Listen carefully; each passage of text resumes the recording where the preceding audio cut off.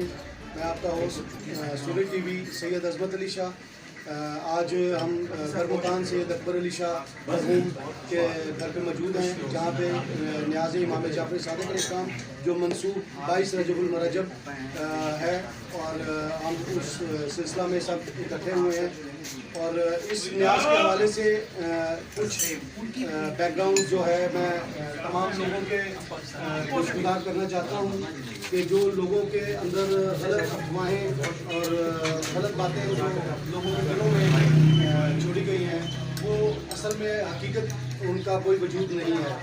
اصل میں یہ نیاز امام جعفر صادق علیہ السلام سے منسوب ہے, جو کہ اولاد امام باقر علیہ السلام, امام باقر علیہ السلام, امام زین العابدین علیہ السلام, اور امام زین العابدین امام حسین علیہ السلام, اور امام حسین جو ہیں وہ امام علی علیہ السلام کے بیٹے ہیں. یہ نواسۂ رسول ہیں اور یہ اولاد علی آل رسول ہیں.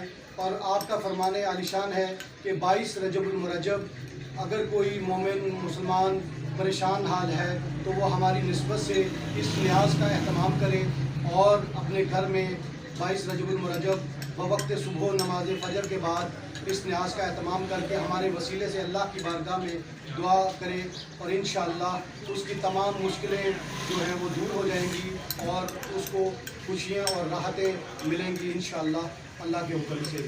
اسی حوالے سے میں جو ہے 22 رجب کی نیاز کے حوالے سے ہمارے بڑے بھائی سید منیب الحسن کاظمی, جو سابقہ تاجر بورڈ پریزیڈنٹ مالٹون بینک اسکوائر مارکیٹ, اور ابھی یہ کیونکہ کینیڈا میں ہوتے ہیں تو کینیڈا سے تشریف لائے ہیں, تو میں ان سے گزارش کروں گا کہ وہ کچھ جو ہے اپنا اظہار کریں.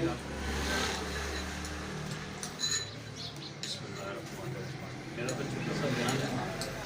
کائنات میں رہنے والے ہر شخص جو بھی تندرست ہو, کسی بھی تکلیف میں بیماری میں مبتلا ہو, اس گھرانے کا نام لے کے کوئی بھی دعا کرے, کوئی بھی لنگر خانہ بات کرے, کبھی بھی کمی نہیں ہوگی.